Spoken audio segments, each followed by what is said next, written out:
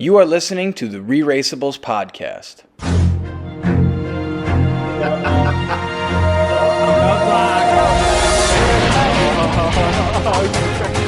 Give you a nice little detour.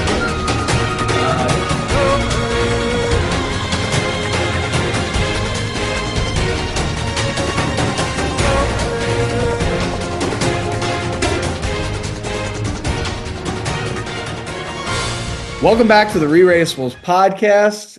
I'm your host, Tom. I'm joined tonight by Josh. How's it going? And Nicole. Hello. Welcome in, everybody. Season 37, Episode 3 of The Amazing Race is in the books. We just watched it. Initial thoughts on the episode, Josh? It was kind of a rough one. Felt like we weren't being driven. I felt like I was in the passenger seat watching, and that therefore I wasn't really invested in anyone, and I wasn't really invested in any kind of storyline. It just was kind of passively like, oh, they're not able to play hacky sack. Okay, sure. That sort of notion a lot of the time. There was one clever moment that I really enjoyed when they had to get the paper and dip it in the water, and they saw that's where the location they needed to go to was, and every team kind of just did it and kept moving until one team couldn't get there, and so they had to run around asking people around town for directions.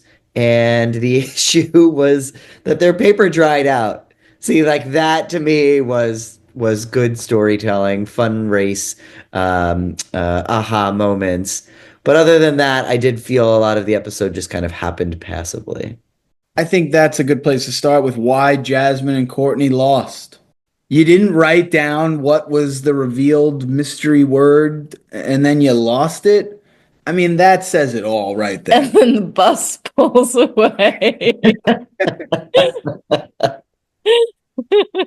They were exactly who I thought they would be. Yeah. They were going to be a great, nice couple. Clearly, they have a very nice, loving relationship. They clearly care about each other. But there's no next gear. There's no drive. There's no urgency. And they're nurses. Maybe they're kind of trained that way to kind of like keep things calm. They're maybe too calm.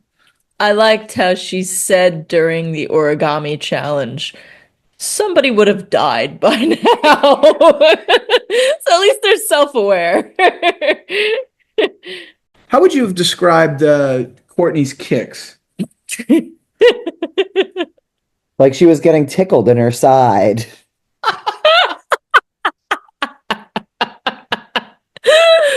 All flexed. All a flexed foot. There was no understanding that you have to have give and a soft touch. You have to point your foot towards where you want it to go. No, it was always just held out, flexed foot that these poor people who had to juggle the ball and relay it back to her somehow get it back to her. Those people were amazing. Shout out. Dealing with her as a partner, my God. Shout out samurais. Yeah. Shout out to the samurais. Shout out soccer samurais for keeping Courtney in it and giving her a chance to be successful, but that was not their event. The fact that she eventually reached 5 was a miracle. Seemed that way. And I think it was like it just kind of hit her knee. It was by luck. They eventually just were like, let's just hit her and then relay it back. Most of this episode, and I think this goes back to your point, Josh, was we had a very quick first part with departing, the bullet train, the route info, and the roadblock / express pass. And that was kind of boop, over. And then we were just in the detour for the other 80 minutes. I think I know why it was kind of painful. Because each task was pretty challenging And in their struggle, it wasn't entertaining to watch. Like when we watched Donald, Where's Your Trousers? Shout out Arun. And Arun was failing and failing and failing. It was so entertaining to watch him fail. It was. We didn't get that comedic side to it. It was just like, oh, the ninja spike didn't go in. Right. All right. Alyssa's now crying. Yeah. She's so hard on herself. Nick and Mike needed to meditate, Yeah. right? To just deal with it. Was just frustrating. Yeah. They were frustrated, so we were frustrated. Yeah, and I mean, even to add the excitement of folding paper isn't quite there either, which makes it kind of like it kind of wasn't set up to do great. I did like that it was giant, though. If it was just regular scale, it would be like, yeah, okay, whatever. The fact that they made it over the top ridiculous, it did add to it. I kind of wish they would have told us to get a piece of paper. Mm. Would have showed us how the folding was. And we could have tried to fold it and pause it and like give a little. We're talking about graphics here in season 37, the season of graphics. Give us an origami crane graphic and let us fold along, baby. That's fun. That's fun. You know, maybe we could have sucked with Han and Holden, or we could have done great with Scott and Lori. I mean, I don't know. That might have been fun. Yeah, right. Like the bullet train, super cool. I would love to go on one, but there was a graphic on the bottom that said it goes 187 miles per hour. I mean, you're like, okay, sure, great. It's not really enticing visually. Yeah, outside of the great shot of Phil standing near the train or kind of like off the track, and then just zooming by him. And you know what else it made me think? When we go to Japan someday, I would love to go on that from Osaka to Kyoto. And I found myself wanting to just do this leg of the race as a trip, like a day of being in Japan. Like, I think you could do this and you could presumably find those activities to do, and that would be a lot of fun.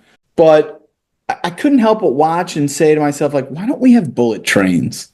Long Island needs a bullet train. Long Island needs it. The East Coast needs it. How do we not have one of those bullet trains at 187 miles per hour? Come on, that would be amazing. They're better than us.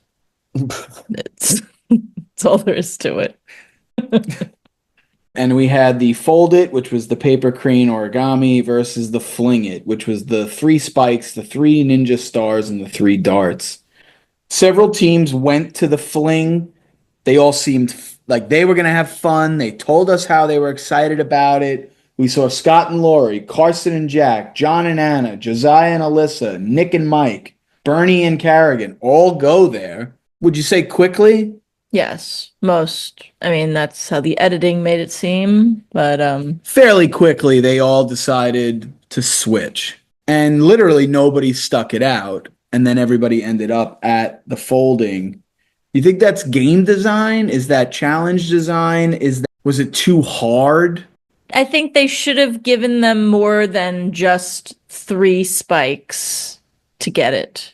Like the fact that they each had to be perfect. Yeah. It was too challenging. Yeah, I would agree. It felt nearly impossible. There was a moment like when I first saw it that I was like, oh yeah, I'm good with scale models and building and such. I would be great at origami. That's what I would do.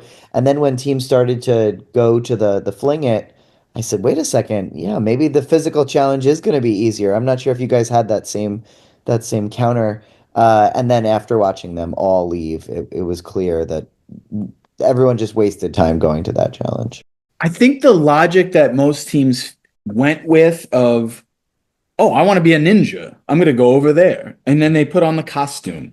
And that you could see them all. They're all pretending to be a ninja in some way. Yeah. And then they start throwing those X-Acto knives, the first things, and they weren't sticking them in there. And it just, very, very, very quickly, it went from we're going to have fun doing this.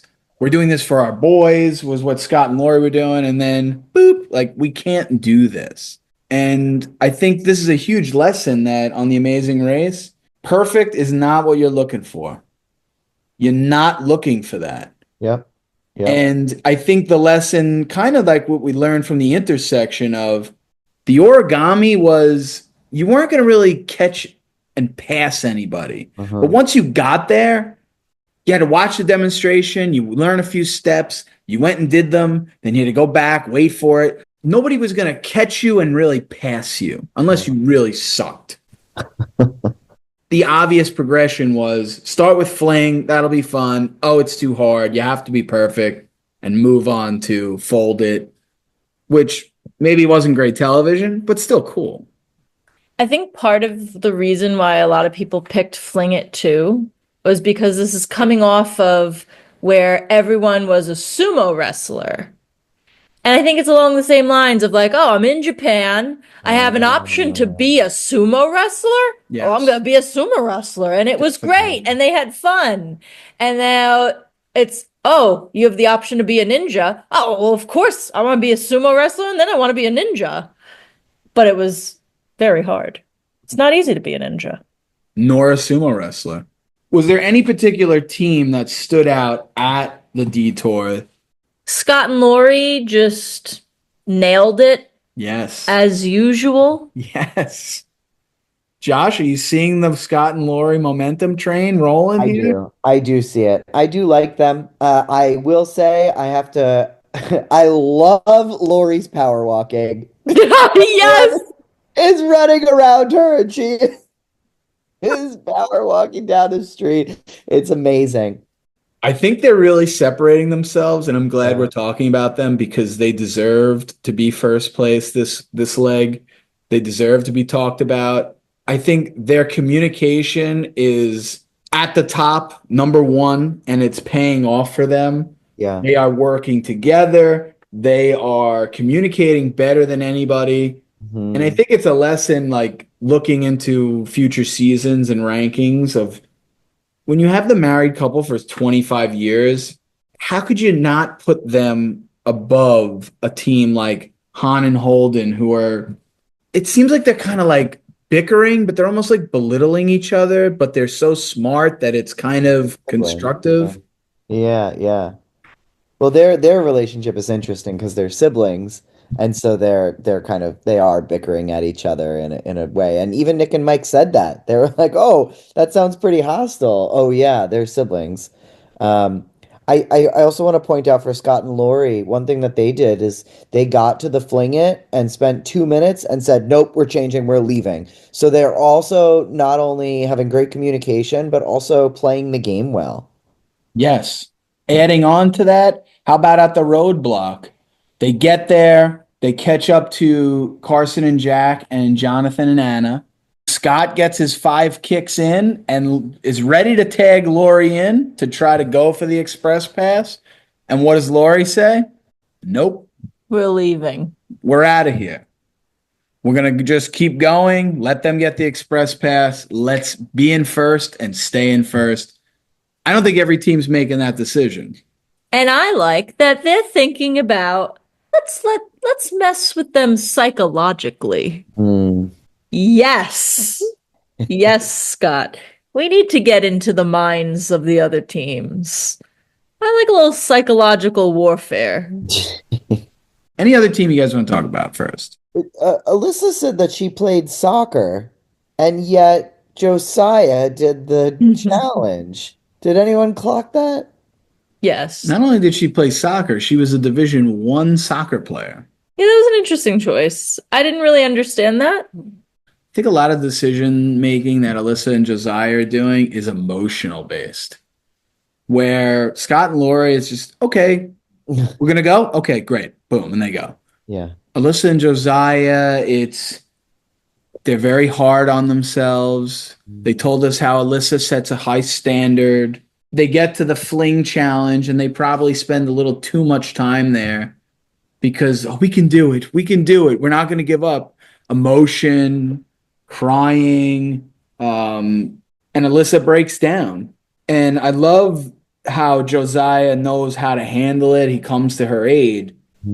But I'm a little concerned about the emotional component of their decision making going forward. Yeah, Tom, that's a totally valid point. I think they are physically there, they are pretty mentally there, but you're right. I do wonder about their decision making in their emotion. And I think that communication and decision making was really the biggest standout things of this leg of the race. The teams that are winning are communicating well and making good decisions. Even the Jonathan and Annas who've been front running this whole time. I want to see how is he going to react when there's some form of adversity and they're not in first or second place.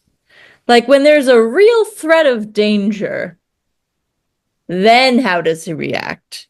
Because he's like over the top right now. Oh, you're just going to use the express pass. But then eventually there won't be an express pass and they'll hit that.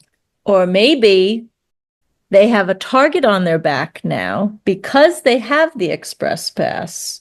So now when the driver's seat person is deciding who's going to get more work put on them, Glad you brought it up. it's going to be given to them, and that's where they're going to face the adversity. I'm glad you brought it up because the driver's seat is the newest twist. Essentially, whoever's first to the driver's seat has control, and they'll determine how much work the other teams are going to do. So what's the strategy then? You have the express pass for Jonathan and Anna out there. If you get there first, what do you do with them? So strategy-wise, if you're the first team, you're looking at, in my opinion, you're looking at knocking down well, actually, this is a good thing to talk about, Tom. Are you going to say, I'm going to put the last team in their misery and just knock them out and get them out of the race? Mhm. Or are you trying to knock out the strongest team to bring them down a couple pegs to make you even stronger? It's a good question. I guess my gut reaction is to knock them out at the bottom, right? We've never said you U-turn people when you're in first place. It's that sort of thinking that I would lead to. I think it's maybe a little early for this driver's seat, but we are starting to form alliances, you know? So Pops and Jeff get there, they're not going to be hurting Melinda and Erica. That's because they've been making friends that way. So it is interesting to see who's playing the social game, who's playing the target on their back game, and who's flying under the radar. Gut reaction, what's the strategy for the driver's seat? I think you lay it all on the team that you think is the biggest threat. That's what I'm going with, Josh. I see your face and I don't care. Okay? I want to take out who I think is the biggest threat. Who is that? So who is that? You get there, driver's seat, power to put the most work on the biggest threat, and it is? Right now, I would say it's Anna and Jonathan. Wow. Because they have the express pass. That's just enough reason to justify doing it. Right, so it kind of wipes away oh, why'd you do that to us? So why did you unnecessarily do something? Oh, you have this power, so we're gonna hit you. Makes it more of an even playing field. Okay. I did it for everyone else. That's a good angle, right? You doing it for everybody else? You like that? That was a good angle. I see both sides. I think my gut reaction would be to put somebody out of their misery. I feel like if any of us teamed up, I think we would have that, whether it was a U-turn or now a driver's seat kind of situation where knock somebody out. If it can take somebody out, then take them out. So I'm with you, Josh, on that. Who is it, Tom? Who's the weakest team right now? Who do you take out? You're in first place, Tom. I got mine. I got mine. I think the weakest team is probably Nick and Mike. No. Have you seen anything from them? Now, hear me out, though. They're good guys. I probably would end up wanting to work with them, but they haven't shown anything that's from a position of strength. I disagree. I mean, they've come in, 8th place? 10th place. They had the control to not panic They when did. they couldn't do the ninja thing. They meditated. Can you tell me right now, if you were in that position, you would have sat down and meditated? Absolutely not. Which is showing their weakness, though. I mean, I'm looking at the bottom three from this episode. Yeah, They're Nick just and not the Mike. bottom. They're just not the weakest. I think it's Bernie and Carrigan. I agree. Yeah, I mean, you're not going to get an argument from me on that. But I'm Knock looking at out. Nick and Mike, They Han are and the Holden, weakest. Bernie and Carrigan. But you're gonna knock out Nick and Mike? Why would you do that? At least Bernie and Carrigan, like they're not coming back. Fair. No argument. But, putting your race brain on, and let's say you were there, and let's say you were in the origami challenge, and you saw Nick and Mike, Han and Holden working together. Mm-hmm. Who's a bigger threat, but still at the bottom? Nick and Mike. Oh, Han and Holden. But you're trying to put the nail on the coffin. That's the whole theory behind this. Right, if you're trying to knock out the kind of weakest, that's not the weakest, but like lower than it's like, come on. You're gonna put It's a the nail in the waste. coffin. Put the nail in the coffin. Yeah. Or knock out somebody like Scott and Lori. Like do it. I get that we still are rooting for Nick and Mike at a high level, and we still believe in them. The results show they are one of the weaker teams, maybe not the weakest. So no argument about Bernie and Carrigan, but if you're seeing them working together with Han and Holden, maybe that's a threat of an alliance. I think you'd have to take a long look at obviously where you are in the race. Do you know somebody is definitely behind you or got caught up? Because we don't know when the driver's seat is going to happen in the leg. Yeah. It'll probably be in the beginning, but we don't know that. So if there's some information that you have of who's definitely behind you, somebody that missed a train or missed a flight or is significantly behind, that could be one of like 3 or 4 teams. Mm-hmm. That's what I'm saying. I agree. That's who I would knock out. Someone who I know is at the back of the pack. How about the strategy of not coming in first? You know that you have to make this decision. You're going to put a target on your back. What if you're just like, maybe we'll walk this first leg. I don't want to be that person making those decisions. I want to keep flying under the radar. Right. Like, what is the advantage of actually being the one in the driver's seat? Making sure you're not getting the work put on you. Definitely. I would say that's the biggest advantage. Of course. Because the Amazing Race I don't think they're going to do like 10 different levels of work, right? They don't typically crush people like that, right? No. At least not with like manual labor. What I could see is it being like, these are the people that you're going to make carry these bags of hay across the farm. And these are the people that you're going to have to make jump in the mud and do this, so like they're both not that bad, but one is like, oh, you don't like them, like that's very like light Amazing Race. Yeah. Right. Yeah. Right. It's not going to be such a horrendous punishment like we're making it out to seem, right? I hope it is. Like even the U-turn is, oh man, now we got to go to the other direction and do that activity over there. It's not, you got to get on a train and go back a stop, a half. You don't lose that much time. Mm-hmm.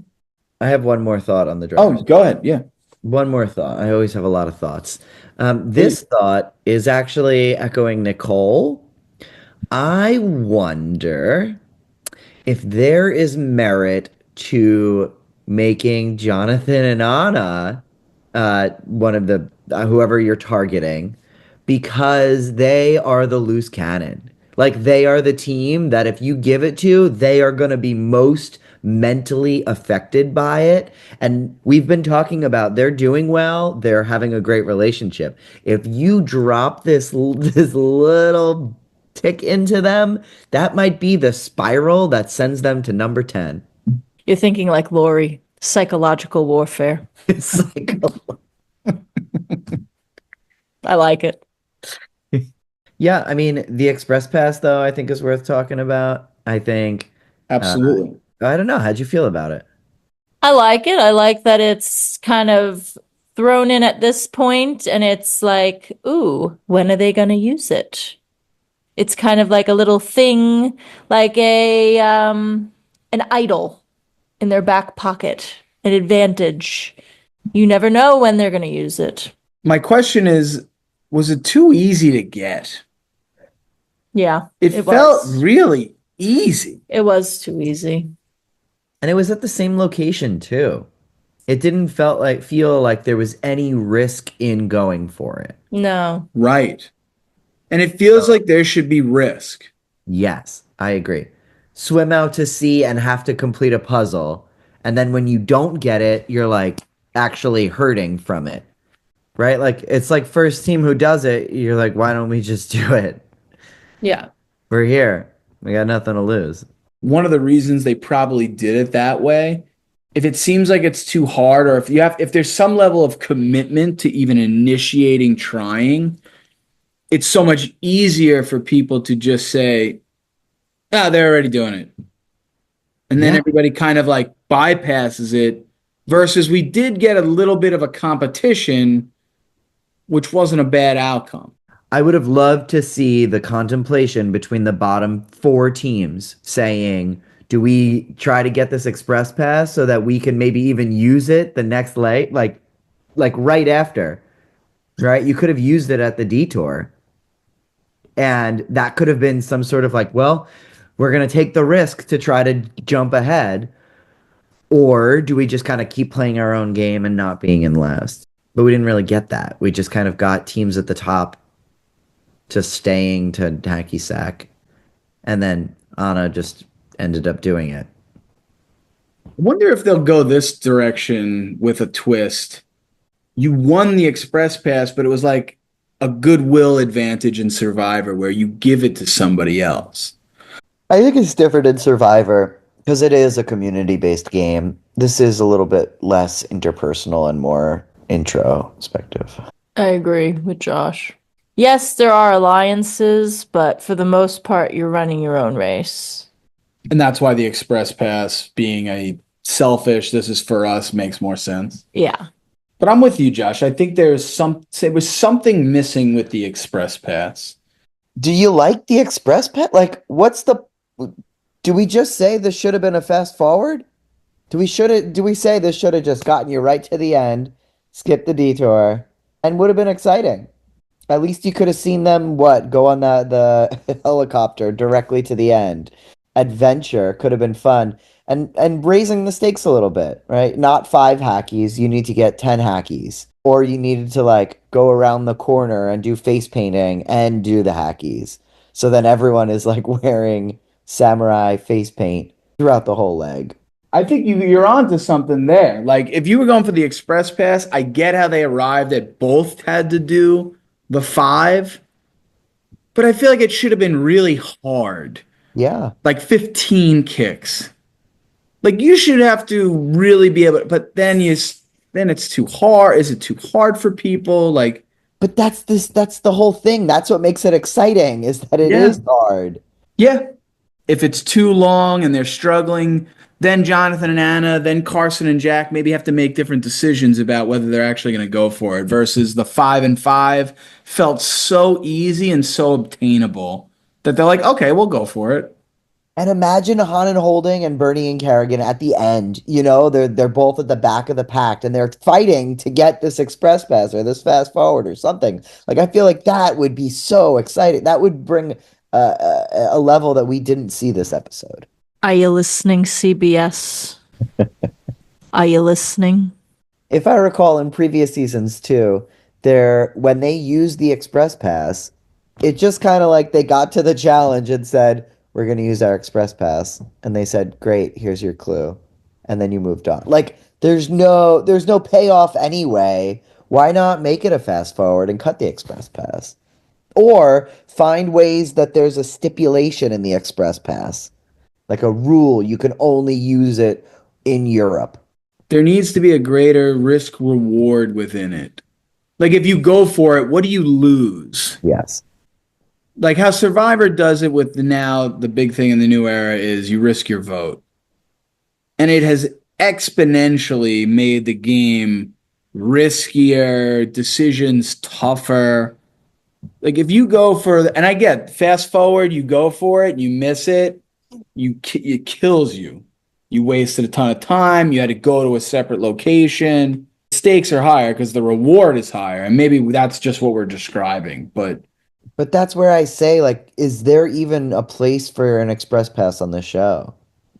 Maybe not. It just doesn't even feel worth it.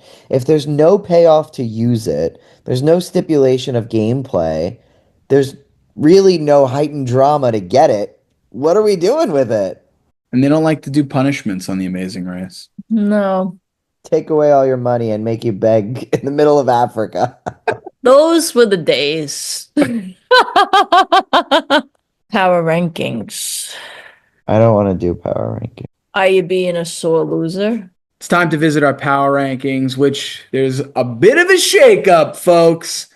I had Courtney and Jasmin as my number 11 team. Nicole had them 10th. Josh had them 7th. And all of a sudden, Josh goes from first place to third place. Still very close. Nicole, you're in second. And I'm in the lead at a low score of 63. Only 2 in front of Nicole and 3 in front of Josh. But should I take a victory lap? No. No. Shout out to nailing Courtney and Jasmin as the 11th place team. That's not a shout out. I think it was. Josh, why'd you have them 7th? You know, I really leaned into their chemistry as a relationship, that they were friends first. They chose each other. They were nurses, so they were caring and attentive. All of those factors, but I think they just didn't really have the gameplay or the wit. You know, they just weren't really there. They just kind of existed. Let's cross the finish line. I'm going to cross the finish line and say I'm interested to see how these alliances play out. Melinda and Erica teaming up with Pops and Jeff, the whole mother-daughter, father-son, finding a common thread there, working together. And in subtle ways. They did it in the airport. They did it in helping each other find a clue, folding the origami a little bit. Mm-hmm. A little difference like that goes a long way, and I think it's what's helped them, teams that I ranked a little bit lower than everybody else, find themselves in the middle of the pack. Alliances help. Alliances help you advance. To cross the finish line, I was sitting at the end of this episode kind of anticipating or hoping for, even though I really am not a huge fan of Courtney and Jasmin, just a way to shake up the game and shake up the episode. I was really hoping for a non-elimination. I want to bring back the days where you didn't know by the time you got to the end of the episode, even if they were clearly in the back of the pack, that Phil might say you are the last team to arrive and you are not eliminated, right? Those were so exciting and kept you on your toes throughout the whole episode. And I do hope that they bring that back this year, but I guess we'll see. That does it for this edition of the ReRACEables Podcast. We will be back next week for episode 4 to see how the driver's seat plays out, first ever, see if the express pass gets used. Also, be sure to check out tribalcouncilblog.com for all my Survivor 48 blogs. Episode 4 was tonight. It was a doozy. Be sure to check that out. Read the blog there. Also, like, follow, and subscribe on my Instagram channel. I'm still making fire every day until I get cast on Survivor up into the 170s. So check that out. Thank you, Josh. Thank you, Nicole, for being here. We will see you next week right here on the ReRACEables Podcast.